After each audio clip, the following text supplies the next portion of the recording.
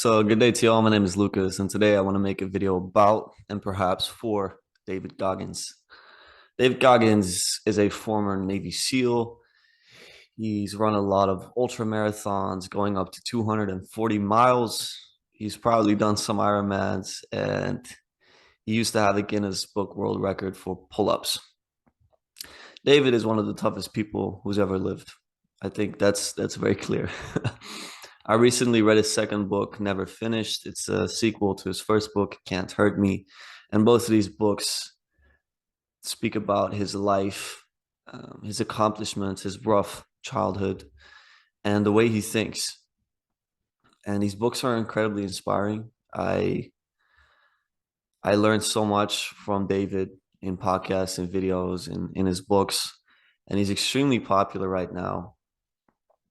And he's helping a lot of people become motivated, become disciplined, and make something of their lives.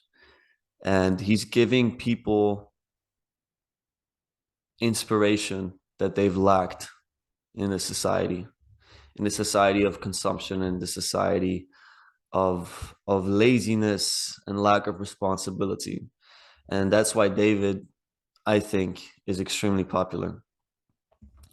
Now, I'm making this video because I used to be incredibly inspired and incredibly like David Goggins for a while. I would wake up at 5 a.m. and I would run longer distances than perhaps sometimes I was able to, even to injury, and just push through and go beyond my physical limitations. And that was incredibly good for me in a sense that mentally I got so much stronger from it. And I'm so happy for that period of my life. And I'm so grateful and eternally grateful to David for this. But I'm making this video because I'm also worried about David, because he inspires people with a certain spirit. And that's where the word inspired comes from. It's in spiritus. It's a spirit that you give to people when you speak out your message. And the spirit David uses, or the spirit that indwells him and thus indwells many of his followers, is one of discipline.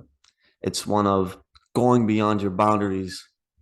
And it's one that's undeniably about you, your performance. This is where I start to worry, because if you apply this spirit to your life, life will become about you. And there's a hierarchy to spirits. There's lower and higher ones. And that may sound a bit woo-woo, but it's actually very logical if you think about it. A lower spirit would be chasing money. A higher spirit would be giving to charity. And I'm not sure where David's spirit lies, but I'm pretty sure it's not the highest. I once heard a psychologist say that there's not a big difference between someone who's clinically depressed and someone whose life is all about them. And so I would say with all of this is that it's not bad to have your life be all about you and your achievements for a phase of your life, but it cannot consume your entire life, because then you will be imbalanced and you will have to sacrifice so much. And again, temporarily this could work, but this is not an end station. And I'm afraid that that's what it's becoming with David. Again, I, I'm not here to attack David, but I'm here to give you a word of caution, because if you do follow this message, and a lot of people do, this is where your life goes. You sacrifice everything. And I had this phase of my life and it did not go very well. And I'm glad I got out of it. And this way of living, it's much above living a life of nothing and laziness and just eating potato chips on the couch. And it's very valid that he's critiquing that, but it's not an end station. And so I'm giving a quick passage of his book, Never Finished, which I think was quite telling, because I think he knows. I think he knows.